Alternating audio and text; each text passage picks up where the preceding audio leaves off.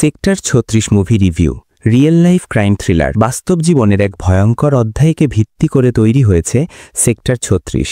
এমন একটা সিনেমা যেটা দেখার পর কয়েকদিন পর্যন্ত এর রেশ আপনার ভেতরে রয়ে যাবে, কারণ নিথারি সিরিয়াল হত্যাকাণ্ডের ভয়াবহতা আর তার সাথে প্রেম নামের এক নৃশংস মানুষের গল্প সব মিলিয়ে এই ফিল্ম আপনাকে টেনে নিয়ে যাবে এক অন্ধকার জগতে, যেখান থেকে বের হওয়া খুব সহজ না। প্রথমে একটা সতর্কবার্তা, সেক্টর ৩৬ সবার জন্য নয়। সিনেমা দৃশ্যগুলোতে এমন কিছু ভয়ঙ্কর মুহূর্ত আছে যা অনেক দর্শককে অস্বস্তিতে ফেলতে পারে। তাই যদি আপনার পছন্দ হয় কড়া ক্রাইম থ্রিলার আর বাস্তব ঘটনার উপর ভিত্তি করে নির্মিত সিনেমা, তবেই এই মুভি আপনার জন্য পারফেক্ট। গল্প শুরু হয় দিল্লির সেক্টর ৩৬ থেকে। হঠাৎ করেই একের পর এক বাচ্চা নিখোঁজ হতে থাকে। চারদিকে আতঙ্ক ছড়িয়ে পড়ে, পরিবারের কান্না, সমাজের প্রশ্ন, সব মিলিয়ে পুরো এলাকা যেন একটা অজানা ভয়ে ঢেকে পড়ে। এই কেসটায় হাতে নেন ইন্সপেক্টর রামচরণ পাণ্ডে, দীপক ডোবরিয়াল। প্রথম দিকে হয়তো এটা সাধারণ অপহরণ মনে হলেও ধীরে ধীরে পাণ্ডে বুঝতে পারেন এর ভেতরে লুকিয়ে আছে এক ভয়ঙ্কর খেলা। তিনি যত গভীরে নামতে থাকেন ততই সামনে আসতে থাকে এক অমানবিক চরিত্র, প্রেম নামটা শুনলে হয়তো মনে হবে একেবারে সাধারণ একজন মানুষ।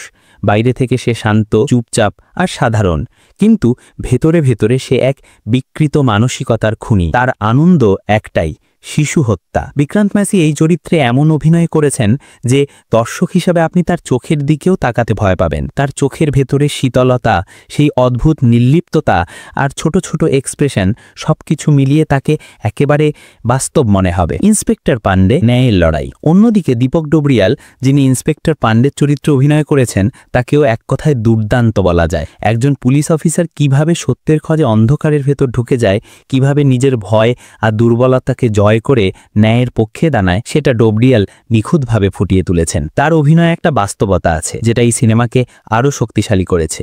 দর্শক হিসাবে আপনি তার সাথে কানেক্ট করবেন, তার লড়াইকে নিজের লড়াই মনে হবে। সিনেমার টেকনিক্যাল দিক, সিনেমার গতি, পেসিং, গল্প খুব দ্রুত এগোয়। প্রথম থেকেই একটা টেনশন তৈরি হয় আর সেটা ক্লাইম্যাক্স পর্যন্ত ধরে রাখে। মাঝপথে কোনো বিরক্তি নেই। ব্যাকগ্রাউন্ড মিউজিক এখানে শুধু শোনার জন্য নয়, বরং গল্পের ভেতরের ভয় আর উত্তেজনা বাড়ানোর জন্য। অনেক সময় মিউজিকের কারণে দৃশ্যগুলো আরও শীতল লাগে। সিনেমাটোগ্রাফি, ক্যামেরার কাজ অসাধারণ। অন্ধকার গলি, ভাঙা রাস্তাগুলো আর পুলিশের ইন্টারোগেশন রুম, সব জায়গায় ক্যামেরা একটা হরর থ্রিলারের আবহ তৈরি করে। এডিটিং, সিনেমার কাটগুলো দ্রুত আর শার্প।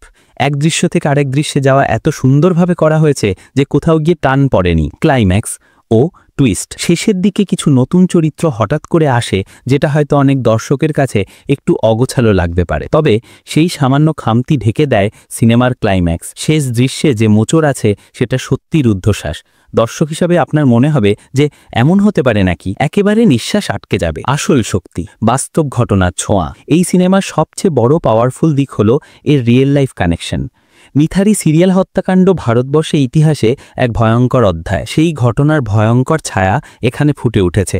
যদিও পুরোপুরি হুবহু ঘটনা দেখানো হয়নি, তবে তার ভয়ঙ্কর আবহটা পরিচালক চমৎকারভাবে ধরে রেখেছেন। এমন একটা সিনেমা দেখলে শুধু বিনোদনই পাবেন না, বরং মনে একটা প্রশ্নও জাগবে। সমাজে এমন মানুষ কিভাবে জন্মায়? তারা এতদিন ধরা না পড়ে কিভাবে সাধারণ মানুষের ভিড়ে লুকিয়ে থাকে? আর আইন শৃঙ্খলা বাহিনী কিভাবে এমন দানবদের মুখোশ খুলে ফেলে? অভিনয়ের খুঁটিনাটি। বিক্রান্ত ম্যাসি প্রেমের চরিত্রে অসাধারণ। তার অভিনয়ের জন্যই সিনেমাটা এত ভয়ঙ্কর মনে হয়। দীপক ডোবরিয়াল পুলিশ অফিসারের চরিত্রে বাস্তবসম্মত। তিনি সিনেমার আবেগীয় দিককে শক্ত করেছেন। সাপোর্টিং কাস্ট, যদিও তাদের স্ক্রিন টাইম কম, তবে প্রত্যেকেই নিজের জায়গায় ঠিকঠাক কাজ করেছেন। শেষ কথা, সেক্টর ৩৬ কোনো লাইট মুভি নয়।